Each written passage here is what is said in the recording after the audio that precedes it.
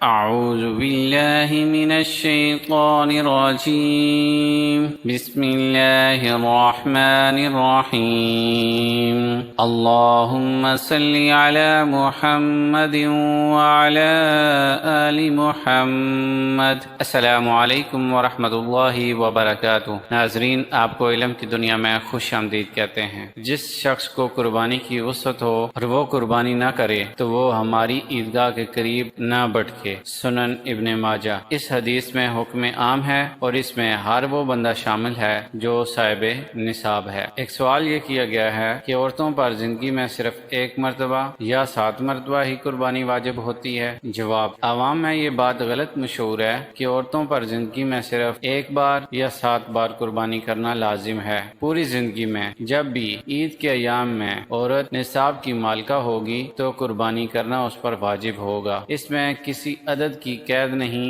اگر پوری زندگی میں وہ ایک دفعہ بھی نصاب کی مالکہ نہیں بنی تو پوری زندگی اس پر قربانی واجب نہیں ہوگی، اور اگر وہ ہر سال نصاب کی مالکہ ہوتی ہے تو ہر سال قربانی واجب ہوگی۔ سوال نمبر 2، میری بیگم کوئی کاروبار یا نوکری نہیں کرتی لیکن اس کے پاس پیسے ہیں، گھر میں صرف میں ہی کمانے والا ہوں، مجھ پر قربانی واجب ہے؟ اگر میں قربانی دے دوں تو کیا اس کی بھی ہو جائے گی یا اسے الگ قربانی کرنا پڑے گی؟ عوام میں یہ بات مشہور ہے کہ گھر کا سربراہ قربانی کر لے تو سب کی طرف سے ہو جاتی ہے، جبکہ شرعی طور پر ہر خاندان کے لیے ایسا کہنا درست نہیں ہے۔ یہ بات صرف اس خاندان کے لیے ہے جس میں مالک نصاب صرف گھر کا سربراہ ہے، اس کے علاوہ کوئی مالک نصاب ہی نہیں۔ اگرچہ اس گھر میں بالغ لڑکے بھی ہوں اور ان لڑکوں کی بیویاں بھی ہوں، اگر گھر کے سربراہ کے علاوہ کوئی بندہ بھی مالک نصاب نہیں ہے تو صرف ایک قربانی سب کے لیے کافی ہے۔ ہر بندے کے لیے الگ الگ قربانی کرنا ضروری نہیں، لیکن اگر گھر کے سربراہ کے علاوہ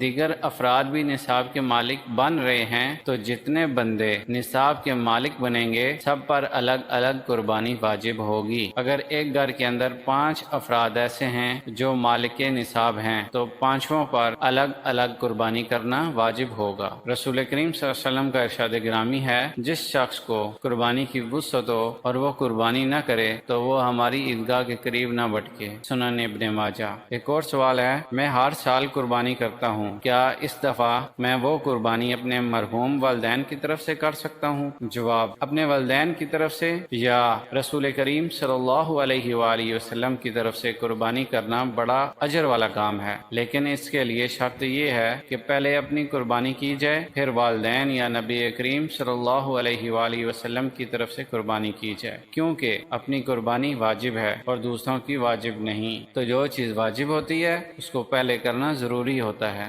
یہ بات غلط ہے کہ ایک سال اپنی طرف سے، دوسرے سال والد صاحب کی طرف سے اور تیسرے سال والدہ صاحبہ کی طرف سے۔ اگر آپ صاحب نصاب ہیں تو سب سے پہلے اپنی طرف سے، پھر کسی دوسرے کی طرف سے آپ قربانی کر سکتے ہیں۔ اللہ تعالی ہم سب کو سمجھنے کی اور اس پر عمل کرنے کی توفیق عطا فرمائے۔ صدق اللہ العلی العظیم۔